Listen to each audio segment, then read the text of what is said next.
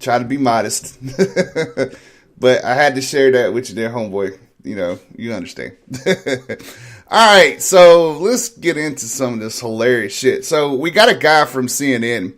I just found this guy, and if y'all know him before I do, then shit, wish somebody would have told me. But this guy's he's on point with what he does. About a 10-minute video, but the points that he makes are unbiased and so fucking true that it makes a lot of these people just look fucking retarded, and he points out the retarded moments. Trust me on this.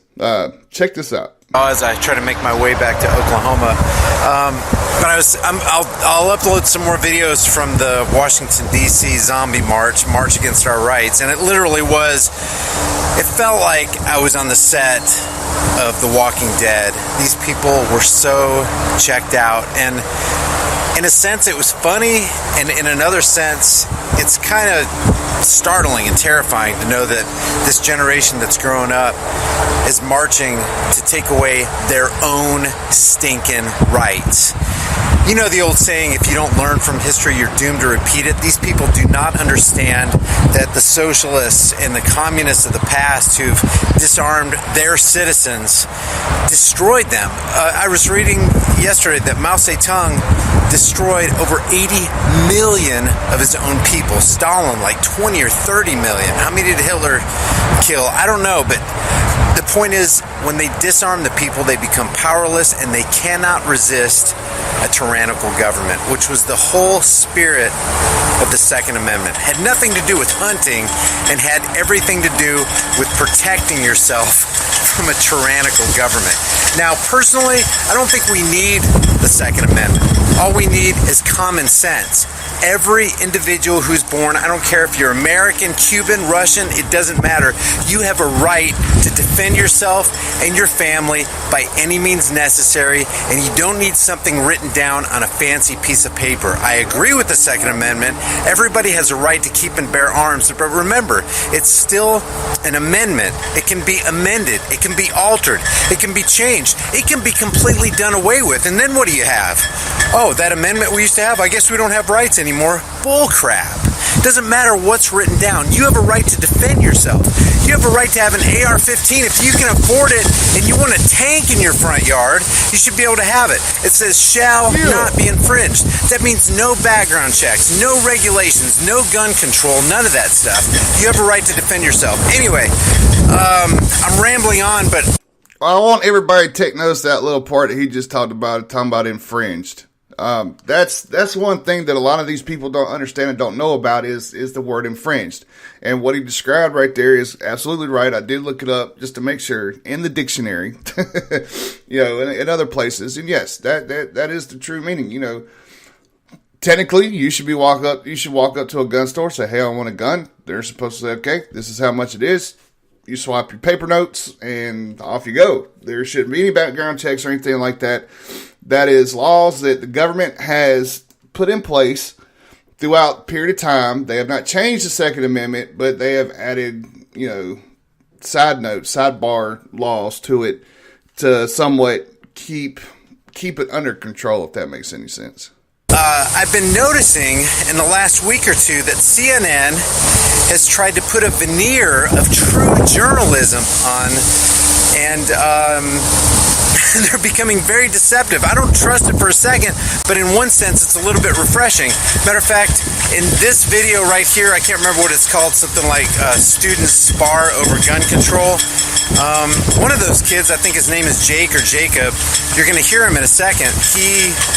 He's got some good stuff coming out of his mouth. He is not for background checks. He's not for negotiating individual rights. And that's where we should all be.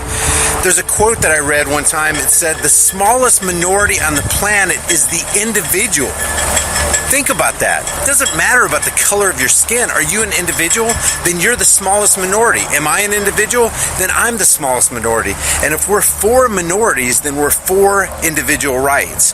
So I'm going to play a couple of these clips. I will upload some more of the March for Our Lives interviews. I've got a ton of content. I've just got to parse through it. And I've been on the road trying to do this on my laptop while my girlfriend's driving. And it's kind of difficult because sometimes we're in signal, sometimes we're out of signal. Anyway, check this out from CNN. Leave your comments and let me know what you think. If you enjoy this video, subscribe to the channel, hit the bell notification button, give it a like, and share it with everybody you know. How many of you plan to vote in the 2020 election? Okay.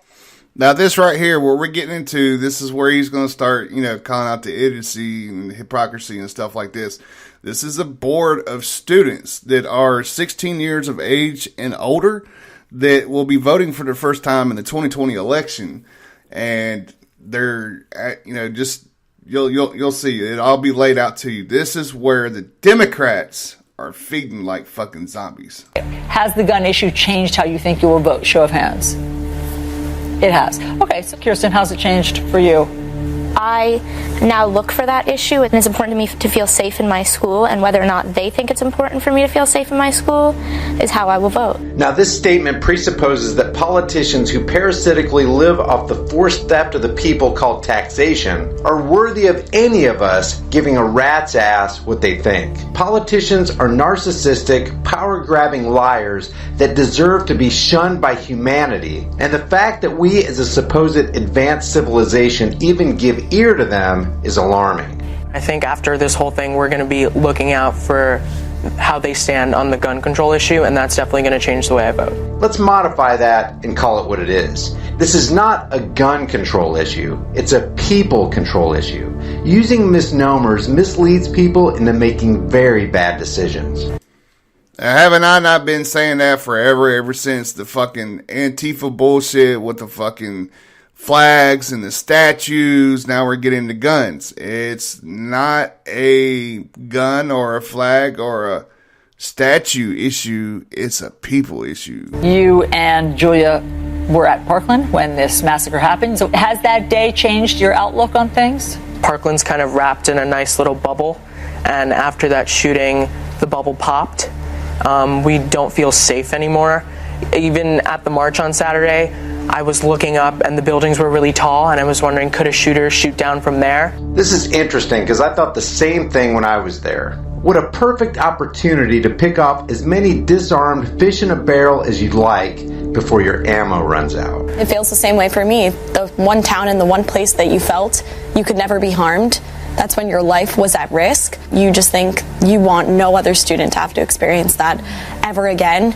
And wouldn't the natural response for a rational human being be, holy crap, I need to arm and train myself to be ready just in case this ever happens again? But their response is, please help us, our beloved and wise political overlords. This is insanity. There's a lot better ways to protect our schools and to protect our public areas than just to take away all of the guns. What he said is true, but later this kid starts stumping for smarter gun control laws and better background checks. So how many of you, show of hands, think that there should be more armed guards in schools to protect them? I mean, okay, partially, but I also think that to an extent, if you put all of these extra guards, it's going to feel like a prison. The stupidity of this statement needs no comment. How do you think you stop someone shooting people?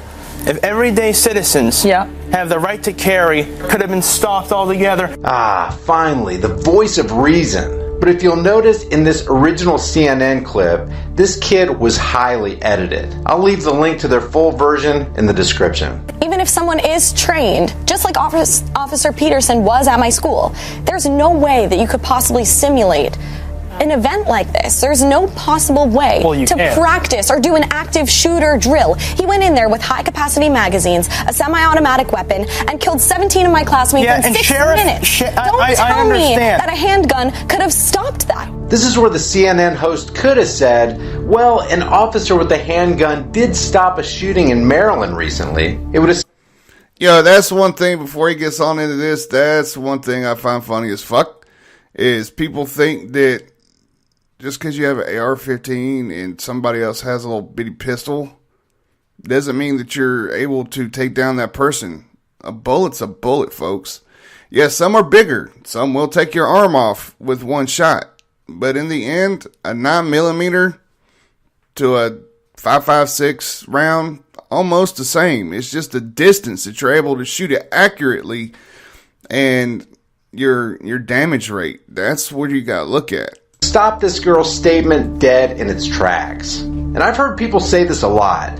They say a guy with a handgun is no match for a guy with an AR-15. Look, a flying bullet is a flying bullet. Doesn't matter if it's launched from the barrel of a Glock or an AR-15. The first person to get hit in a critical area is going down. Hard to explain how dangerous it feels when I walk into my school. It doesn't matter that there are policemen there. There's no possible way to protect it. Why don't we just cut it off at the source and take away these semi-automatic weapons? Who in their right mind looks at a crime and says, hey, that guy used a knife, or he used a gun, or a car? So logically, what we must do is remove all of these things from the rest of society, as if the source of the crime was the inanimate object itself. This is such obvious foolishness. And mainstream media keeps exacerbating it. Let's talk about that. Let's go around for solutions and what you each would suggest for solutions. First, a ban on assault rifles altogether. Raising the age that you can apply to get a gun. More comprehensive background checks and mental health screenings. We need to start by banning these weapons of war, and no civilian should have them. So who should have them? Well, these people contend that they should only be in the hands of the military or the police. Yeah, governments have killed over 250 million of their own people in the last century alone, but let's hand our guns over to the government anyway. If your solution to every problem is government, then you're asking very stupid questions. Amen. And what about the argument that you'll hear from people who say, if you ban semi-automatic weapons, then only the criminals will have them? Does that mean we shouldn't try?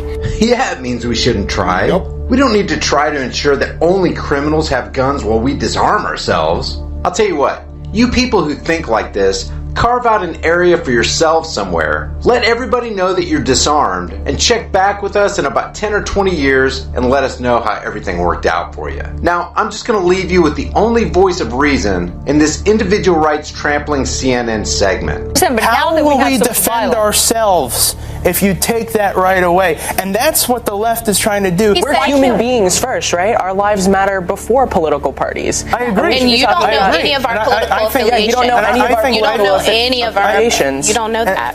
And I think, well, I'm not attacking you guys personally. I'm attacking the ones that seem to be backing this whole movement. My solution for gun violence is allowing people to have guns. The more people that are armed, the less shootings there will be. Have you ever seen a gun show get shot up? No, you haven't seen that. Why? Because the guy's going to get shot. The guns are the solution, not the problem. Why are you telling everyone out there in America that you can't own a gun for your protection? You know, I'm in fear walking around that shooter can have. It doesn't need to be for protection. It's not a good gun for hunting either. Why are you telling for hunting, for sport? It's not an efficient hunting gun. My life is more important than a gun that's used to hunt. Jacob, is there anything you're willing to compromise on in terms of guns? The issue here is the politicians on the left are trying to take away the gun rights one by one. It will start with assault rifles, and then it will continue until they take every arm in America away from the people. Understood.